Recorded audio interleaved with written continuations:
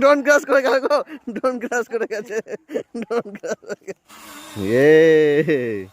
কোথায় চলে যাচ্ছে? ড্রোন চলে যাচ্ছে কেন? ড্রোন চলে যাচ্ছে কেন ওদিকে?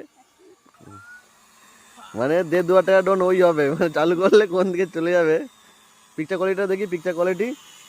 হ্যাঁ সেই কোয়ালিটি এদের দেখা।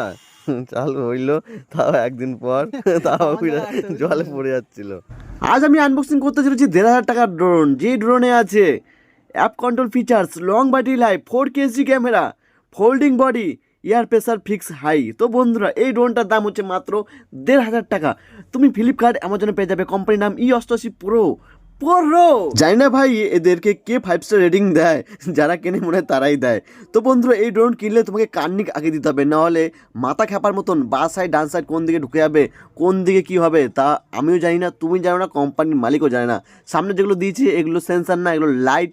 এটা হচ্ছে রিমোট, যেটাতে ঢুকাতে হবে ব্যাটারি। তোমাকে এখানে নিপ্পোর ব্যাটারি ঢুকাতে হবে। তো বন্ধুরা 3টে ব্যাটারি লাগে। এই সমস্ত ড্রোন কখন যে চালু হয় কখন যে বন্ধ হবে তুমি নিজেও বুঝতে পারবে না।